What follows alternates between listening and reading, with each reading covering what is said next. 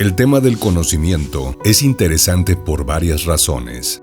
Se dice que el conocimiento en forma de ciencia y tecnología es lo que ha permitido un cierto desarrollo de la civilización y mejorar nuestras condiciones de vida.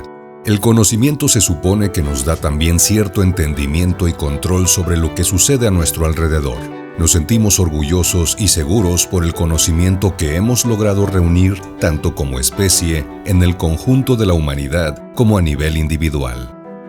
Como se ha mencionado, a veces el conocimiento es identificado con la ciencia, un cúmulo de teorías que intentan explicar las relaciones entre fenómenos observables y a veces medibles que se supone tienen validez en base a la evidencia empírica proporcionada por esos mismos fenómenos, o de las predicciones que a partir de ellas podemos hacer de que si modificamos ciertas condiciones obtendremos ciertos resultados. Estos modelos explicativos van siendo modificados o sustituidos por otros conforme la ciencia avanza. Lo que se supone quiere decir que explican mejor. Algo curioso es que cada vez las ciencias están más separadas y especializadas. Explican fenómenos muy particulares, pero no hay nada que permita una visión integrada del conjunto, algo que descubra el sentido de la totalidad. Desde luego, hay quien opina que esa totalidad no tiene ningún sentido ni explicación. Sería una especie de caos en donde el hombre intenta encontrar orden y patrones. Un punto de gran importancia es que gran parte del valor de la ciencia, en estos tiempos, está en función de la posibilidad que ofrece de aplicarse, de manipular la naturaleza para mejorar las condiciones de vida del hombre. Es decir, de su aplicación tecnológica, pragmática y utilitaria. Por supuesto, no pueden dejarse de lado los factores económicos que intervienen en la investigación científica. Por ejemplo, últimamente se hacen esfuerzos por comprender cómo funcionan los ecosistemas. Se desarrollan modelos matemáticos que simulan su comportamiento basado en la teoría de sistemas. Un poco detrás de este interés están también los sistemas de cómputo y el remediar el daño ecológico que se ha originado con nuestro modo de producción industrial. Pero no estamos dispuestos a ver qué es necesario cambiar en nuestra forma de vida completa para vivir respetando el equilibrio de la naturaleza, sabiéndonos parte de ella y no algo independiente que la pueda explotar. También podemos ver que la inmensa mayoría de los descubrimientos científicos dan lugar a artefactos y productos que son comercializados, entran a la lógica de mercado y a la guerra comercial entre las naciones, las empresas y los individuos. O también son aplicados al desarrollo de tecnologías militares o para el provecho de algunos intereses particulares. Esto toma un cariz dramático cuando se trata de tecnologías para curar, al alcance de solo unos cuantos. Otra acepción del conocimiento es la que tiene que ver con un nivel más personal, la educación formal, la preparación profesional.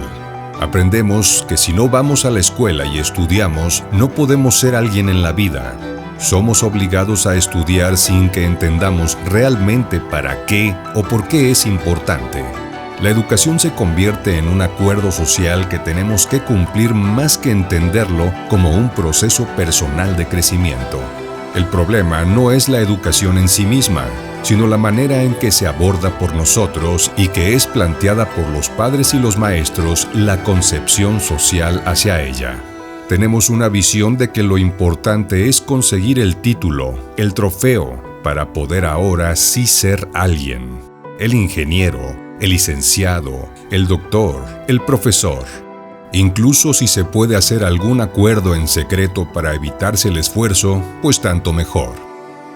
No hay un entendimiento de por qué y para qué se hace, tomándose cuestión de conveniencia para tener contentos a los padres y a la sociedad en general, evitar los castigos y señalamientos. Nuestro sistema escolar produce triunfadores y fracasados, con su sistema de calificaciones y su obsesión por la uniformidad.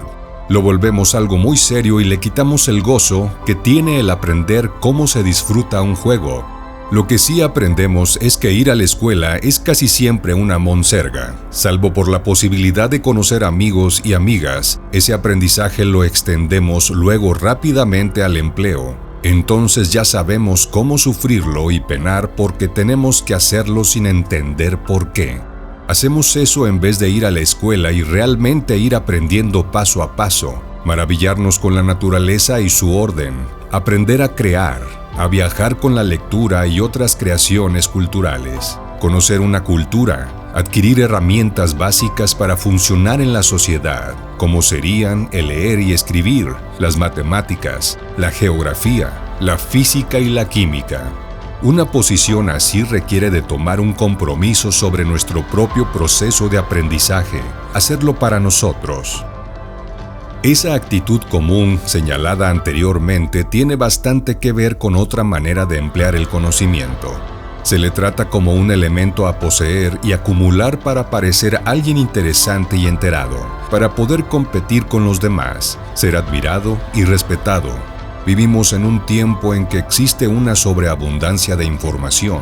Los medios de comunicación como la televisión, el internet, la radio, las revistas y los periódicos nos proporcionan datos de un sinnúmero de asuntos. Puede sonar fuerte lo que se señala a continuación, pero hay bastante de realidad si nos tomamos la molestia de revisar con cuidado. En su mayoría, toda esa información no tiene mayor utilidad que la de entretenernos, darnos en qué gastar nuestro tiempo, tener algo de qué platicar con nuestros conocidos, poder opinar si se habla de eso y quedar como gente enterada, aunque en verdad no sabemos nada de cierto sobre el tema casi nunca. Repetimos más o menos como pericos. En nuestra cultura tenemos el vicio de opinar sobre cualquier cosa, aunque no tengamos ni idea al respecto. Hablamos de economía, de política, de fenómenos climáticos, de estrategias deportivas, pero muy poco se toman la molestia de investigar de veras y meditar acerca de un tema.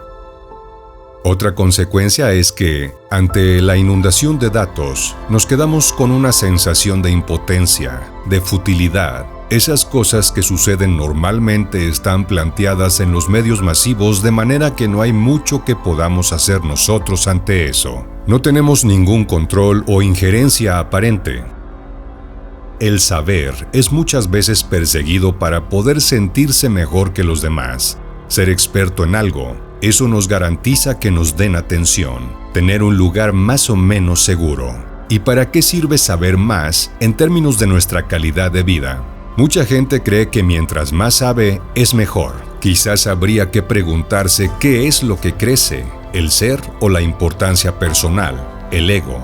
Otras personas llegan a decir que el atreverse a pensar e intentar conocer lo lleva a uno a tener una existencia atormentada, autocrítica e inconforme. Entre más datos tenemos, además, más sólida parece nuestra interpretación de cómo son las cosas. Esa posición nos deja listos para el aburrimiento y la desesperación. Siempre nos quedamos con una única versión y aquí es donde arribamos a un punto crucial. Y es que la visión del mundo que tenemos está construida a través de una serie de acuerdos sociales a los que nos apegamos al pie de la letra. Pero la verdad es que en ese mundo humano casi todo es ilusorio. Esos acuerdos dicen qué es la realidad y qué cosas son importantes. Vamos a intentar explicar a qué nos referimos.